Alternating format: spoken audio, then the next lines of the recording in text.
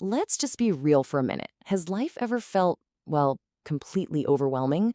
With all the economic pressures, the future feeling so uncertain, not to mention our own personal stuff. It's so easy to feel like you're just treading water, trying to keep your head up. It's a feeling we all know for sure. So, that brings us to this huge question, really the core of what we're talking about today. Are we really just at the mercy of our circumstances? I mean, are we just passengers along for the ride while outside forces call all the shots? Okay, so what if I told you that the very thing keeping us stuck is how we think about hardship itself? The source material we're digging into offers a pretty radical new way to look at this whole thing. So Dr. Ahmed Amara breaks it down like this. Hardship, or usr, isn't just about the tough thing you have to do. Nope. It's the state of mind you're in while you're doing it. It's when that effort gets all tangled up with pain, with suffering, with that feeling of struggle. That toxic mix, that's the real definition of hardship. And this is where it gets really interesting.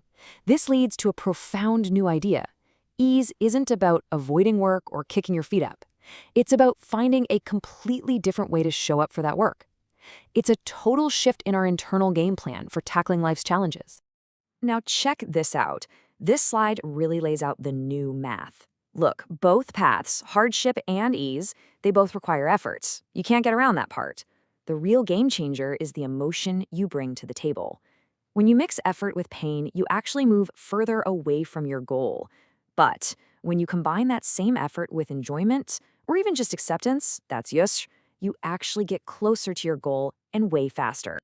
And this all plugs into a fundamental law of the universe that the lecturer points out.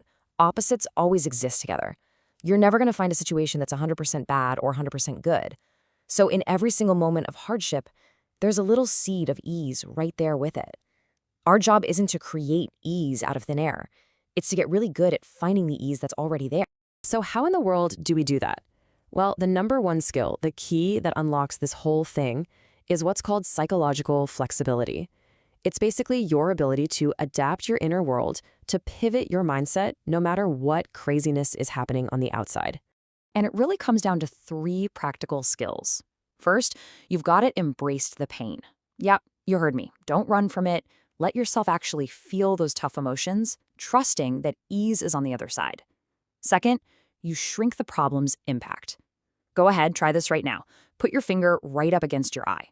See how it blocks your whole view? Now slowly move it away.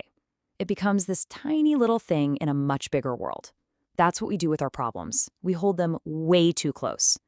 And third, hold both opposites. Actually accept the worst case scenario and the best case scenario. When you do that, the fear kind of loses its power over you. So what happens when you start building this flexibility? Well, you activate something Dr. Amara calls al-bayan, which basically means clarity. It's this incredible ability to see the path forward, even when it feels like every single door is closed. Dr. Amara tells this fantastic story to explain it. He was at an airport, and you know the scene, right? Just a sea of people, total chaos, super stressful. His friend turns to him and says, "Wow, it's so crowded." And yeah, that was the obvious reality. But instead of getting bogged down by the crowd, Dr. Amara made a decision. He decided to only look for the empty spaces, the gaps between people, the little open lanes. And by just consistently training his brain to find the ease in the middle of the chaos, his entire experience of travel began to change. I'm talking empty airports, first-class upgrades, the whole 9 yards. The point is so powerful. Whatever you focus on, you get more of. This brings us to the last big idea, and honestly, it might be the most empowering one of all. It's this idea of seeing your life, with all its struggles, as a kind of personalized gym. Just think about it for a second. When a personal trainer sees you have a weak muscle, what do? They give you exercises that specifically target that muscle to make it stronger.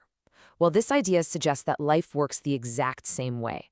Those challenges that keep showing up for you, maybe it's patience, maybe it's resilience, maybe it's forgiveness, they aren't random punishments. They are targeted workouts designed for the exact emotional muscle you need to build right now. So that leaves us with one last really powerful question to sit with. Instead of asking, why is this happening to me? What if you ask this? What emotional muscle is this challenge training me to build? Seriously, thinking about it that way, it might just change everything.